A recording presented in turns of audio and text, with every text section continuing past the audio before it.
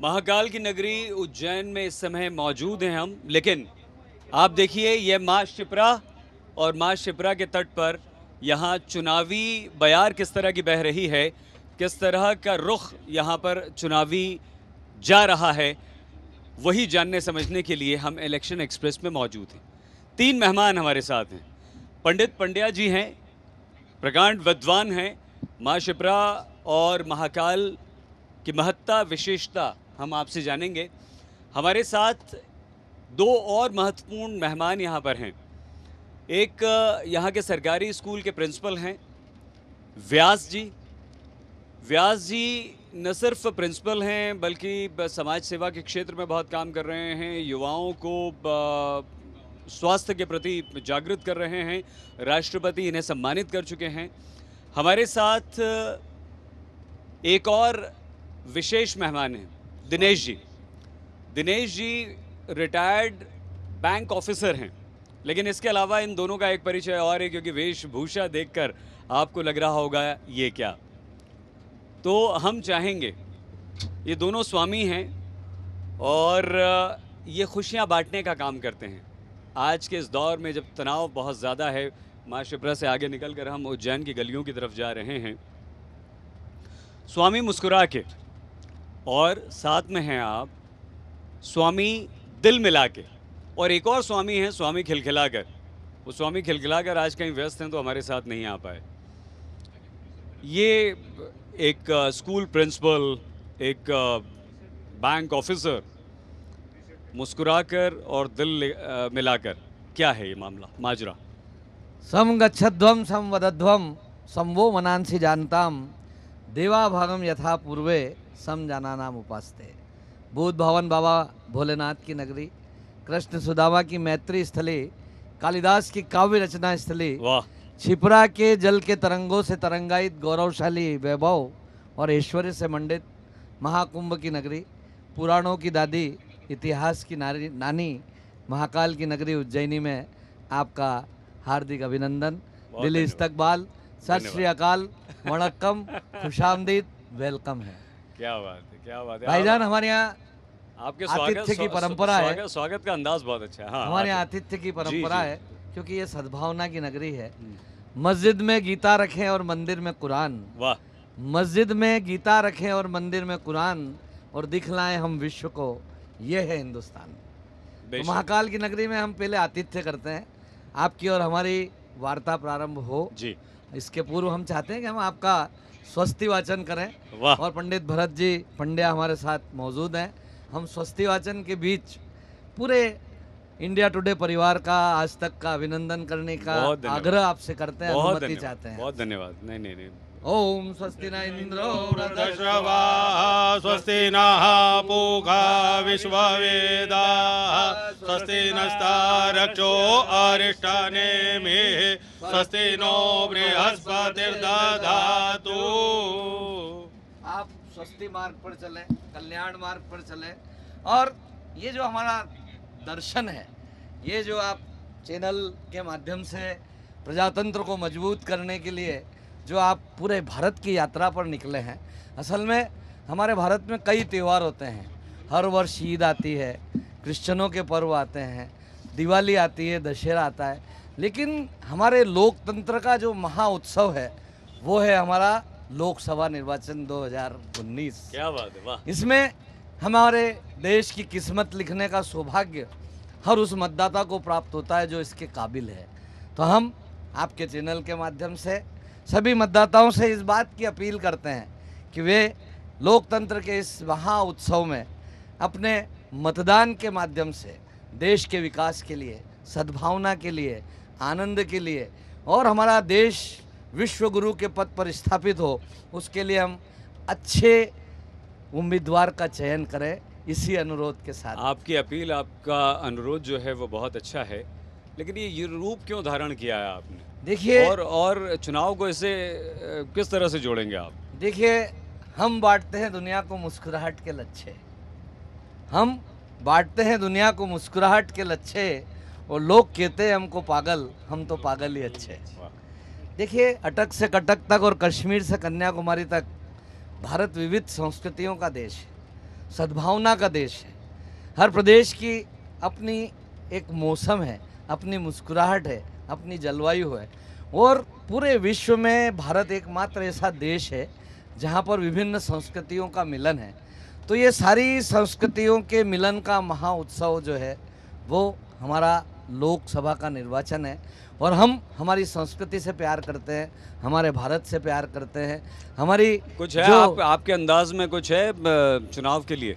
चुनाव के लिए देखिए, छोड़ो कंबल छोड़ो नोट, छोड़ो कंबल छोड़ो नोट और दिल से दो भाई अच्छे उम्मीदवार को वोट। वाह वाह वाह स्वामी जी, दिल मिला के, क्या आपका हमसे दिल नहीं मिल रहा है? जरूर जरूर, क्यों नहीं मिलेगा।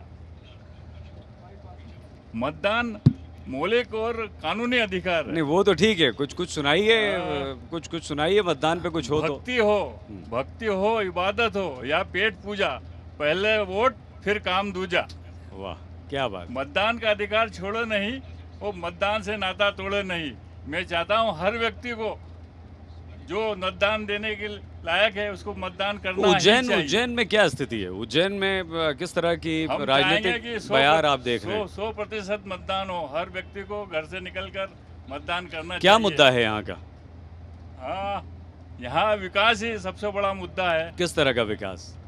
क्योंकि यहाँ हर 12 साल में सीएस जो महाकुंभ के नाम से जाना जाता है और उसके लिए पूरे 12 साल ही तैयारी करना पड़ती है। वो पूरे देश प्रदेश और अंतर्राष्ट्रीय स्तर के लोग यहाँ आते हैं। तो हम चाहते हैं कि उनको आने के लिए यहाँ एयरपोर्ट भी हो, वो आने की अच्छी व्यवस्था हो, ठहरने की अच्छी व्यवस्था हो, साफ स्वच्छ उज्जैन रहे, यही हमारी ऐसी कामना है। तो अभी तक जो भी आपके प्रतिनिधि रहे हैं, क्या वो सक्षम रहे हैं, क्या वो सफल रहे हैं इस काम में, इस कार्य में? यहाँ जब भी सिंहस्थ महाकुंभ महापर्व होता है तो जो भी रहता है वो पूरी कोशिश करता है कि वो अच्छे से अच्छा हो, बढ़िया लोगों को ठहरने की व्यवस्था हो, आने जाने की व्यवस्था हो, पर उसमें और सुधार की आवश्यकता है। कैसे आप तनाव दूर करते हैं और कैसे नेताओं को तनाव यहाँ उज्जैन की जनता देती है? नहीं सीखी हमने दास्ता आंसू बहाने की, नहीं सीखी हमने दास्ता आंसू बहाने की या अपनी हार पे तकदीर का शिकवा सुनाने की। और तकदीर का हर तीर बहका है इसलिए उज्जैन पर यहाँ के बाशिंदों को आदत है हर चोट पर मुस्कुराने की। हाँ, तो क्या ये राजनीतिक दल राजनेता जो हैं चोट देते हैं? देखिए, राजनेता भले ही चोट दे लेकिन हमको सोच समझ कर वोट देना है। यदि आपको लगे उम्मीदवार खोटा तो मुस्कुरा कर दबा दो नोटा।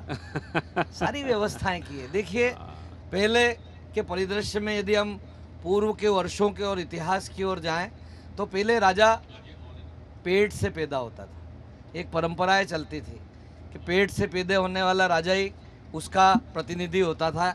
एक दूसरे के प्रतिनिधि राज करते थे, महाराजा होते थे कि ये महाराजा प्रथम द्वितीय तृतीय।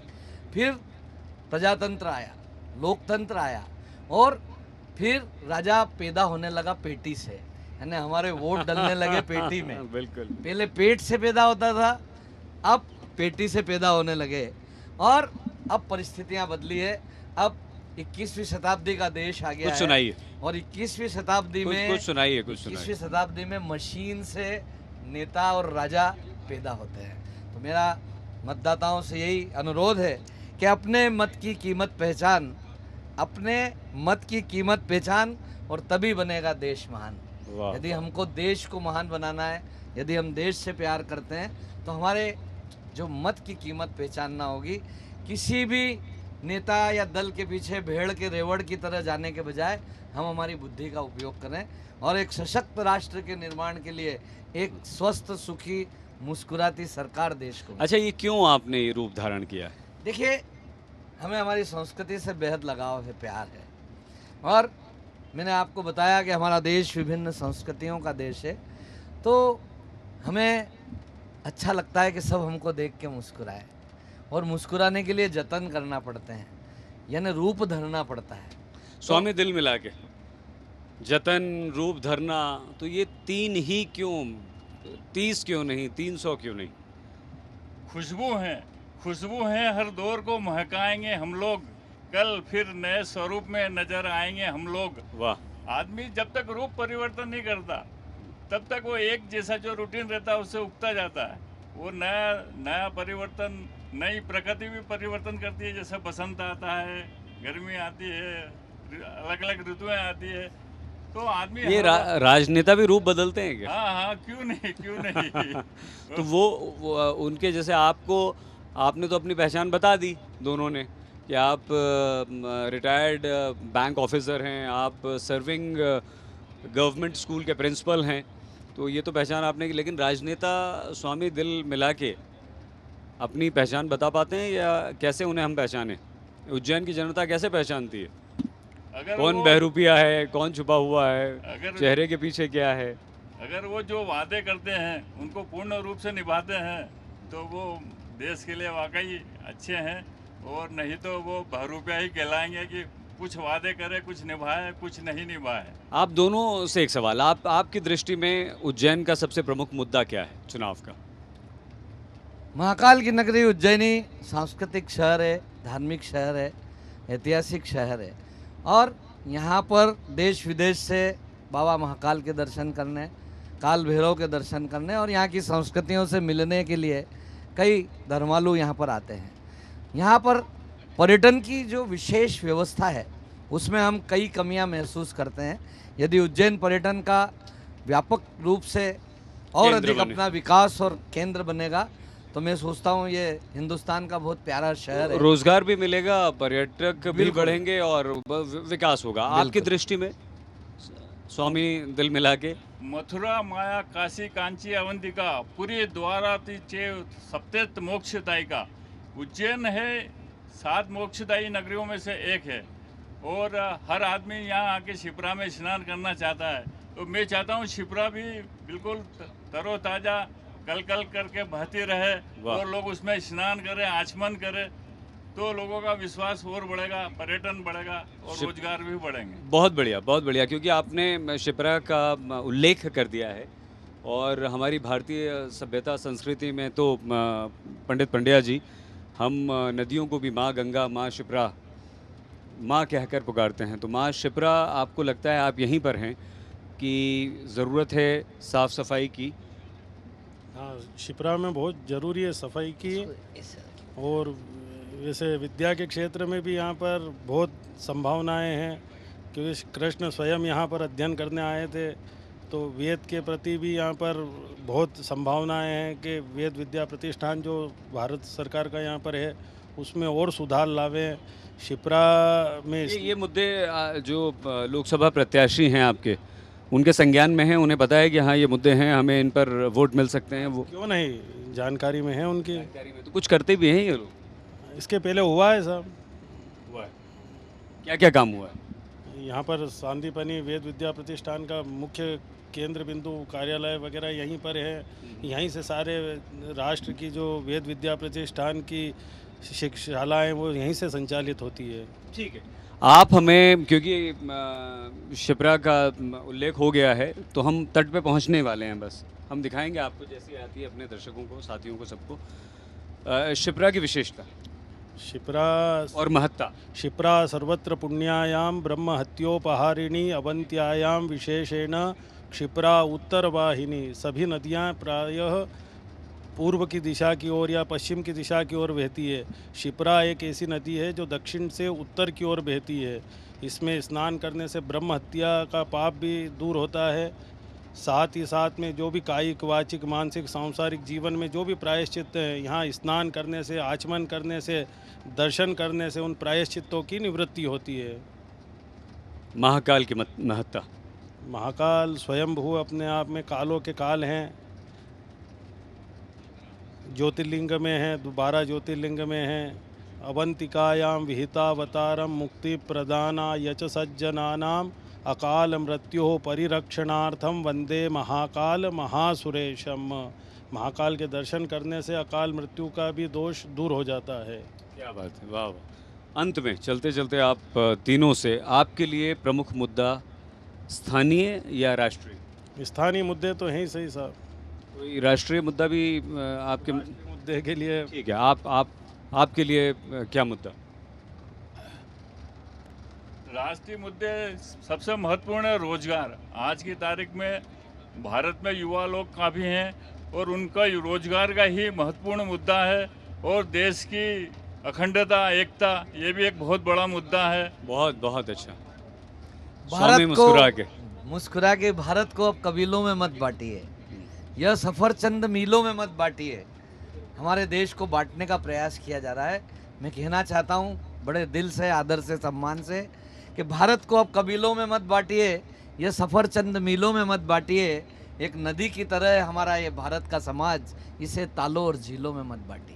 आपको लगता है कि मौजूदा राजनीति में ये हो रहा है? जो परिदृश्य दिखाई दे रहा है उसमें कहीं ना कहीं हमारी सद्भावनाओं पे चोट पहुंच रही है। हम बदल सकते हैं? बदल देश की नहीं सकते जनता? लेकिन प्रयास कर सकते हैं। देश की जनता क्यों नहीं बदल सकती? देश की जनता को बदलने के लिए वैचारिक क्रांति अति आवश्यक है। उज्जैन बड़ा सांप्रदायिक सद्भाव के मामले में बहुत ही उच्च स्थान रखता है। कोई राग द्वेष नहीं, लड़ाई झगड़ा नहीं, कोई दंगा फसाद नहीं। ये कैसे संभव होता है? देखिए, यहाँ कहा जाता है उज्जैन के बारे में कि मस्जिद में गीता रखें, मस्जिद में गीता रखें, हेलो, सलमा बाचे गीता। वाह। ये उज्जैन की धारणा बता रहा हूँ मैं। यहाँ 7 वार और 9 त्यौहार हैं।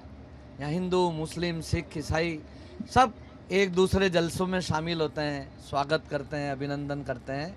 तो सलमा बाचे गीता और सीता पढ़े कुरान, सलमा बाचे गीता और सीता पढ़े कुरान और दिखलाए हम विश्व को, ये है हिंदुस्तान। स्वामी मुस्कुरा के, स्वामी दिल मिला के और पंडित पंड्या जी, आप तीनों का आज तक से बातचीत करने के लिए और सबके चेहरों पर मुस्कुराहट, खिलखिलाहट लाने के लिए, दिल मिलाने का संदेश देने के लिए आप सभी का बहुत बहुत धन्यवाद। देखते रहिए। 2 लाइन बोलना चाहता हूँ। अवश्य। नव दिशा नव जागरण, ये दिशा देने का पर्व है और जागरण का भी पर्व है, लोकोत्सव जिसे हम निर्वाचन कहते हैं। जी, जी। नव दिशा नव जागरण, किया समय सत्कार और आज तक पधारा उज्जैन में। सईद भाई, आपका बहुत बहुत इस्तकबाल, अरे वाह, आभार, वाह, वाह, धन्यवाद, धन्यवाद, खुशामदीद, धन्यवाद। अलविदा। फिर मिलेंगे मुस्कुरा के, खिलखिला के, दिल मिला के। दिल मिला के। वाह। आप भी मुस्कुराइए, खिलखिलाइए और दिल मिलाइए। देखिए, 3 उज्जैन वासी देशवासियों को ये संदेश दे रहे हैं। बहुत धन्यवाद। अपना बहुत ख्याल रखिएगा। Thank you. लोकसभा चुनाव की हर खबर जानने देखने के लिए आप देखते रहिए MP तक। लाइक कीजिए, सब्सक्राइब कीजिए और बेल आइकन को प्रेस करना बिल्कुल मत भूलिएगा।